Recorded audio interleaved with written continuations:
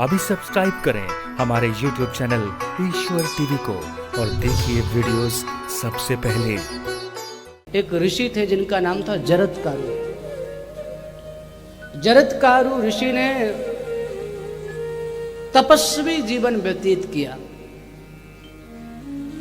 बहुत बड़े तपस्वी संयमी सदाचारी बन गए। उन्होंने विवाह नहीं किया। एक दिन यात्रा के लिए निकले थे तो रास्ते में एक कुआं दिखाई दिया, जो कुआं घास से ढका हुआ था और वो भी सूखी घास। और उस सूखी घास से में जो कुछ लोग थे उसको पकड़ कर के उल्टे लटके हुए थे। तो जरत्कारु ऋषि ने पूछा कि आप लोग कौन हो? बोले हमारे, और मैं देख रहा हूं कि जिन तृण को पकड़ करके आप लटके हुए हो वो भी तृण नष्ट होने वाले हैं, चूहा उसको काट रहा है। तो उन पुरुषों ने कहा कि हमारे कुल में अब कोई संतति नहीं है, हमारा कुल नष्ट होने वाला है, इसीलिए अब हमारा पतन होने वाला है, अब हमको नरक मिलेगा। बोले महाराज आपके कुल में कोई है नहीं? बोले है तो सही। बोले महाराज उसका नाम क्या है?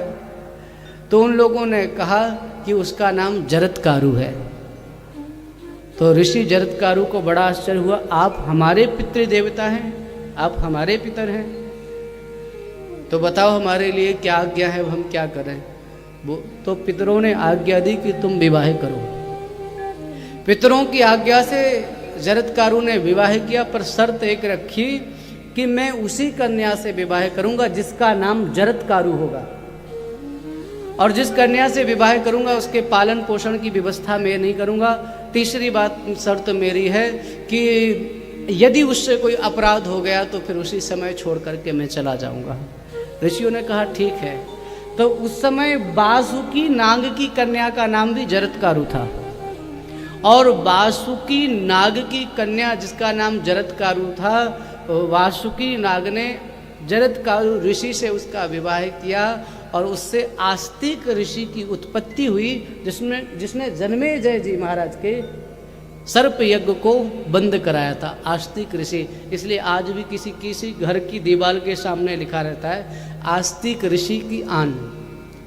अर्थात जिस घर की दरवाजे पर आस्तिक ऋषि की आन मतलब सौगंध है, ऐसा लिख दिया जाता है, वहाँ सर्प का भय नहीं होता है।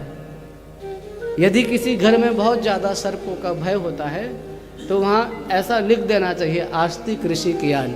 और आस्तिक ऋषि का सम्मान सभी सर्प इसलिए करते हैं क्योंकि वो सब उनका ऋण मानते हैं कि उन्होंने हमारे प्राणों की रक्षा की थी।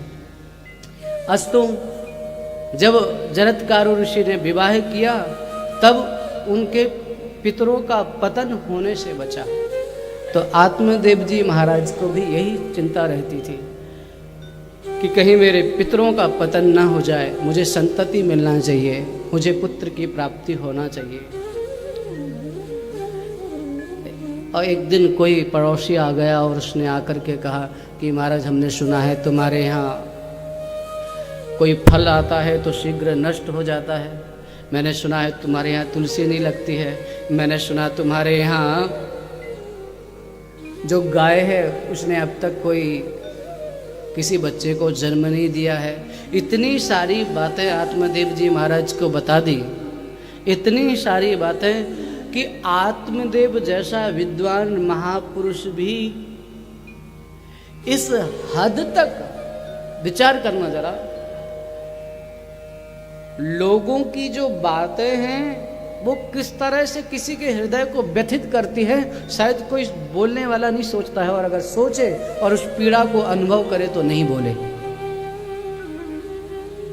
आत्मदेव जैसा विद्वान महापुरुष, आत्मदेव जैसा विद्वान ब्राह्मण, और उसके मन में संकल्प आया तो ये कि मैं आत्महत्या कर लूंगा, मैं अपने प्राणों को नहीं रखूंगा। इसलिए आप सबसे निवेदन है, यदि कहीं किसी के जीवन में इस प्रकार का कुछ दिखाई देता है तो कोशिश करिए उसको सांत्वना देने की, कोशिश करिए उसको अपनापन देने की, उसको ढाढ़स बधाइए, उसको अपनापन दीजिए, ना कि उसको और पीड़ा देने का प्रयास न करें आप। प्रेम से बोलिए श्री राधे।